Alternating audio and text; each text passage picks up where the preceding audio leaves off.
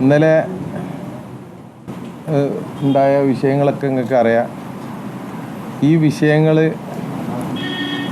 ഇന്നലെ ഉണ്ടായ ആ വിഷയങ്ങൾക്ക് വേണ്ടിയിട്ട് ഒരു ക്ലാരിറ്റി കൊടുക്കണം എന്നുള്ള ഉദ്ദേശത്തിലാണ് ഞാനും എൻ്റെ ഫാമിലിയും ഇവിടെ ഒരു വാർത്താ സമ്മേളനം നടത്താമെന്ന് വിചാരിച്ചത്.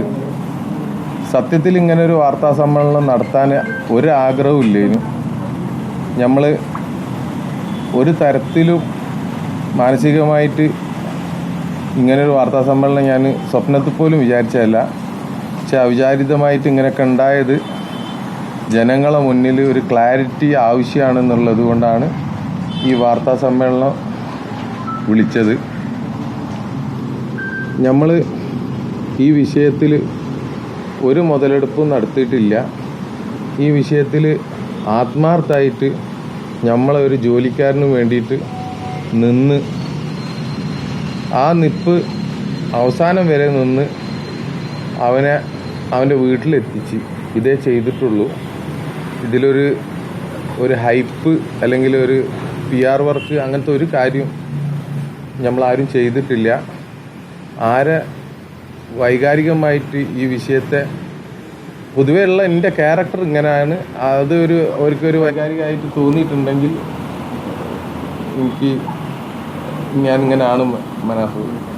അതിന് ഞാൻ ആദ്യം എന്താ പറഞ്ഞു കഴിഞ്ഞാൽ ഇവരോട് മാപ്പ് വയ്ക്കുകയാണ് വൈകാരികമായി എന്നുള്ളത്. എൻ്റെ ക്യാരക്ടർ ഇങ്ങനെയാണെന്ന് എല്ലാവരും മനസ്സിലാക്കുക. പിന്നെ ഓരോ പറഞ്ഞ കുറേ കാര്യങ്ങളുണ്ട്. അപ്പോൾ ഇത് മൊത്തം ഈ വിഷയം ഇന്നത്തോടു കൂടി അവസാനിപ്പിക്കാൻ വേണ്ടിയിട്ടാണ്. കാരണം ഒരു കുടുംബത്തിന് ഒരു നഷ്ടം വന്ന് നിൽക്കുന്ന ഒരു സമയമാണ്. ഞാൻ ആ കുടുംബത്തിൻ്റെ കൂടാണ് ഞാനും എൻ്റെ ഫാമിലിയും മൊത്തം. അപ്പോൾ തീർച്ചയായിട്ടും ഇന്നത്തോടു കൂടി ഈ വിഷയത്തിന് നമ്മളൊരു ഫുൾ സ്റ്റോപ്പ് ഇടണം. ദയവ് ചെയ്തിട്ട് ഇനി ഇതൊരു വിവാദമായിട്ട് നമ്മളൊരു കാര്യം പറഞ്ഞ് ഇനിയൊരു മറുപടി പറഞ്ഞ് അതിനോട് നമുക്ക് താല്പര്യമില്ല.